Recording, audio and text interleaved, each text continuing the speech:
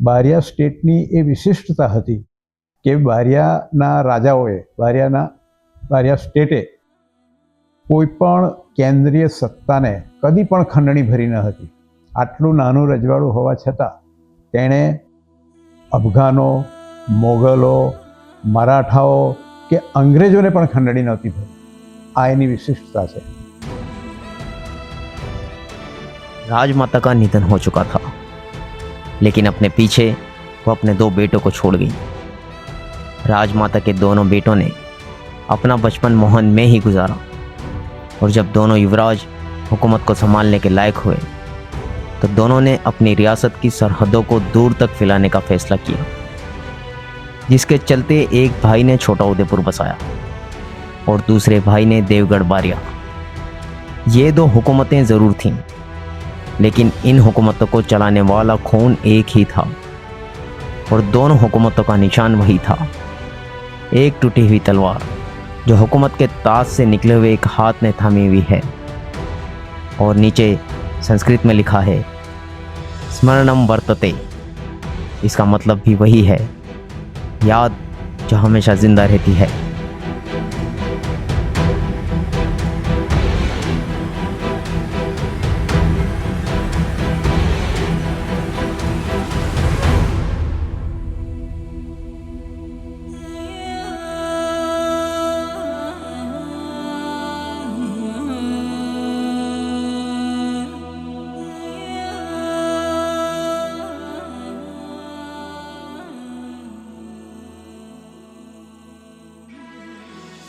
पनम नदी के किनारे गुजरात के ईस्ट में एक छोटा सा शहर बसा हुआ है, अपने अंदर अपने राजाओं की कहानी छुपाए हुए। देवगढ़ बारिया, एक नाम 2 हिस्से। देवगढ़ वो पहाड़ी जिसके साए में ये शहर बसा। 1947 પહેલાં આજનું દેવગઢ બારિયા સ્ટેટ તરીકે ઓળખાતું એક રજવાડું હતું. અહીં ખીચી શાખાના ચૌહાણ રાજાઓનું રાજ્ય હતું. તેઓ પાવાગઢથી અહીંયા આવીને વસ્યા હતા અને બારિયા રાજ્યની સ્થાપના કરી હતી. और बारिया वो शाही घराना जिसके नाम से ये पूरा शहर पहचाना जाता है। गुजरात के दाहोद डिस्ट्रिक्ट में एक ऐसी जगह जहाँ वक्त की रफ्तार थम जाती है, जहाँ की मिट्टी में है राजपूताना गरिमा और हर जर्रा यहाँ के राजा की कहानियाँ सुनाता है। ડુંગરસિંહજી દેવગઢ બારિયાના પ્રથમ મહારાજા, એમનું આખું જીવન યુદ્ધોથી ભરેલું હતું, કારણ કે એમણે પોતાના દાદાનું રાજ્ય ગુમાવી દીધું હતું. એટલે તે વખતના ભારતનો મોટામાં મોટો અમદાવાદના સુલતાનનું સ્ટેટ હતું, એમની સામે એમણે યુદ્ધ કરવાનું હતું. 1524 में जब महमूद बेगड़ा ने पावागढ़ को फतेह किया तो राजा वटाई रावल के 2 बेटे एक नई मंजिल की तलाश में निकल पड़े। बड़े भाई उदय सिंह ने छोटा उदयपुर बसाया और छोटे भाई डूंगर सिंह ने देवगढ़ बारिया की नींव रखी। એટલે એમણે જિંદગીના મોટા ભાગના વર્ષો સુધી ખૂબ જ સંઘર્ષ કર્યો, અનેક યુદ્ધો લડ્યા અને એમ કરીને એમણે આ બારિયા રાજ્ય પોતાનું ગુમાવેલું એ પાછું મેળવ્યું. એમ કહેવાય છે કે એમની આખી જિંદગી એ ઘોડાની પીઠ ઉપર જ પસાર થયેલી, કારણ કે દુશ્મનોનો હંમેશા એમની પાછળ ભય રહેતો, એમને મારવા માટે પકડવા માટે કોશિશ થતી. એ બધાથી બચીને પોતાનું રાજ્ય સ્થાપવાનું હતું. એટલે એ ખૂબ જ બહાદુર હતા એમ કહી શકાય. डूंगर सिंह की 12 नस्लों ने बारिया पर हुकूमत की। આવનારી પેઢીઓ માટે પણ એ સ્વતંત્રતા પ્રિય હતા. નહીં તો જો એમણે સુલતાનની ગુલામી સ્વીકારી લીધી હોત તો એમને આટલો બધો સંઘર્ષ ના કરવો પડ્યો હોત, પણ એ સ્વતંત્ર પ્રિય હતા એમ આપણે ચોક્કસ જ કહી શકીએ. અને એમણે વારસો પોતાના પૌત્રો માટે મૂક્યો અને એના પર જ બધા રાજાઓ ચાલ્યા અને બારિયા સ્ટેટ 500 વર્ષ સુધી ટકી શકી. ये एक ऐसी रियासत थी जिसने अपने वजूद की कहानी खुद लिखी।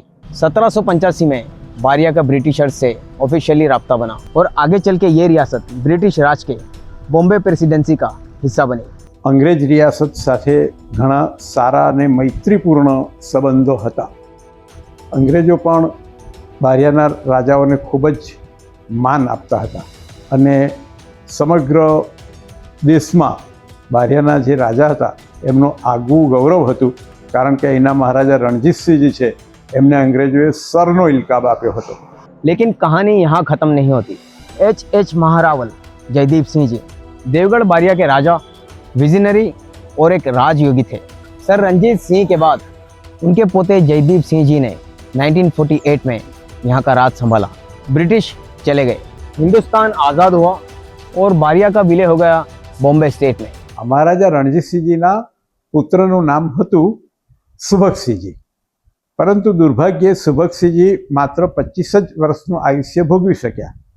એમના પિતાની હયાતીમાં જ એ ગુજરી ગયા હોવાથી એ મહારાજા બની શક્યા ન હતા, એ માત્ર યુવરાજ હતા. પરંતુ એમના પુત્ર જયદીપસિંહજી છે એ બારિયા સ્ટેટના 17મા મહારાજા બન્યા અને કદાચ બારિયા સ્ટેટના સૌથી છેલ્લામાં છેલ્લા રાજવી એ હતા કે જેમણે રાજ્ય ભોગવ્યું હોય. ત્યાર પછી આઝાદી આવી ગઈ ભારત. लेकिन महाराजा महारावल जयदीप सिंह जी सिर्फ एक राजा नहीं थे, वो थे एक विजनरी लीडर और एक ऐसे इंसान जिन्होंने पॉलिटिक्स, एजुकेशन और स्पोर्ट्स में भी अपना कंट्रीब्यूशन दिया। આ મહારાજા જયદીપસિંહજી છે એ એમણે બારિયા સ્ટેટ નહીં પણ બારિયાનું નામ પછી તો સ્ટેટ રહ્યું નહીં, બારિયાનું નામ છે તે ગુજરાત કક્ષાએ, રાષ્ટ્ર કક્ષાએ અને આંતરરાષ્ટ્રીય કક્ષાએ વધારેલું. मैं रियासत का राजा नहीं, अपने लोगों का सेवक हूँ। उन्होंने अपना राजमहल तक दान कर दिया।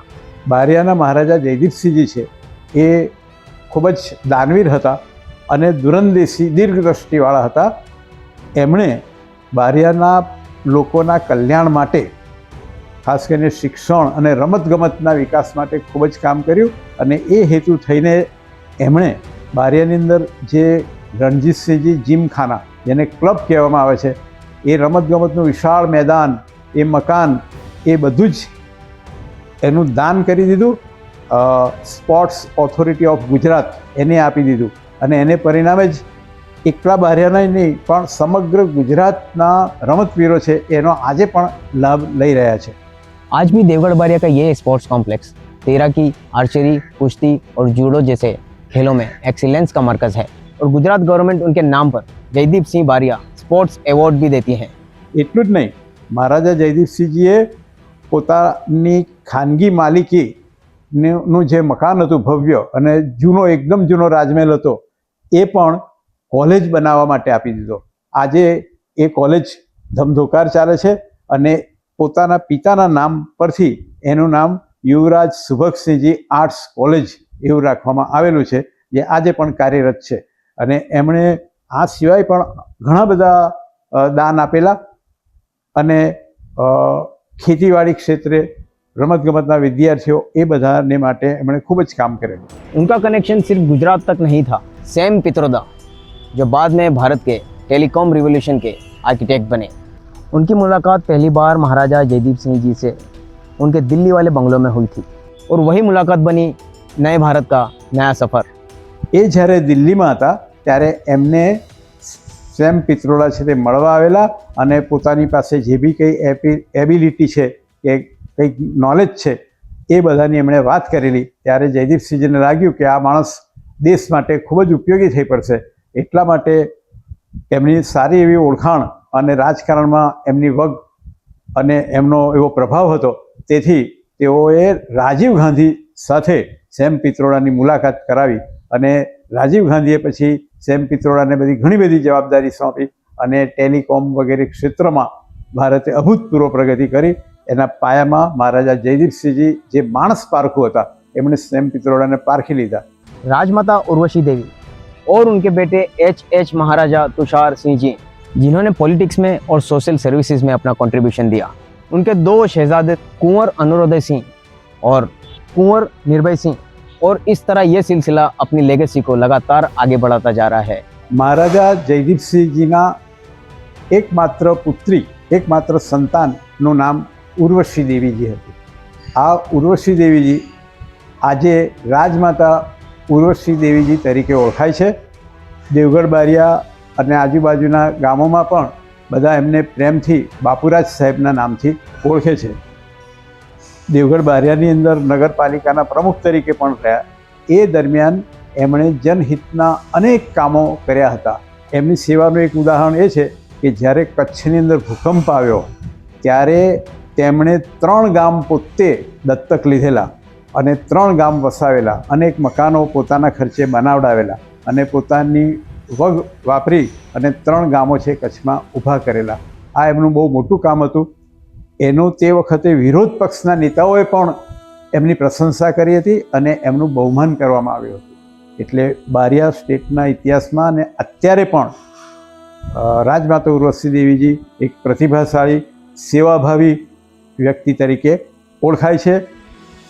રાજમાતા ઉર્વશી દેવીજીના પુત્રનું નામ તુષારસિંહજી છે અને તેઓ એકદમ લોકપ્રિય યુવા નેતા છે, બાબા સાહેબ તરીકે ઓળખાય છે. તેઓ પણ ભૂતપૂર્વ MLA છે અને એમણે પણ બારિયાની અંદર શિક્ષણ અને રમતગમત વગેરે ક્ષેત્રોમાં ખૂબ જ સેવાઓ આપી છે. देवगढ़ बारिया सिर्फ एक छोटा टाउन नहीं, ये है गुजरात का एक छुपा हुआ रतन। અહીંયા મોટે ભાગે ચૌહાણ વંશના રાજપૂતો છે તે વસે છે. એ સિવાય પણ બીજા રાજપૂતો છે. મહારાજાની સાથે જ તેઓ રહ્યા છે, એમને ખૂબ વફાદાર રહ્યા છે. એમણે પણ જૂના કાળમાં પોતાના લીલા માથાના બલિદાન આપીને બારિયા સ્ટેટનું રક્ષણ કરેલું હતું. सुनी और पढ़ी जाने वाली कहानियाँ तो हमें बहुत फैसिनेट करती हैं, लेकिन अगर आप कहानी को देख के फैसिनेट होना चाहते हैं तो देवगढ़ बारिया आकर इन कहानियों को खुद एक्सपीरियंस कीजिए. जब आप गुजरात आएँ तो एक बार देवगढ़ बारिया ज़रूर आइए. દેવગઢની તળેટીમાં વસેલું, આદિવાસી પરંપરાની વિશિષ્ટ સંસ્કૃતિ ધરાવતું, રાજઘરાનાના ખાનદાની સંસ્કારથી મહેકતું આ અમારું દેવગઢ બારિયા વન વગડામાં ખીલેલા કેસુડાના ફૂલ જેવું અત્યંત રમણીય નગર છે. अगर आपको देवगढ़ बारिया की ये स्टोरी अच्छी लगी तो लाइक करो, शेयर करो और एपिक रूट्स विद आसिम को सब्सक्राइब ज़रूर करें. मेरे साथ इस सफ़र में ऐसे ही बने रहिए. तो मिलते हैं हमारी अगली मंजिल पर.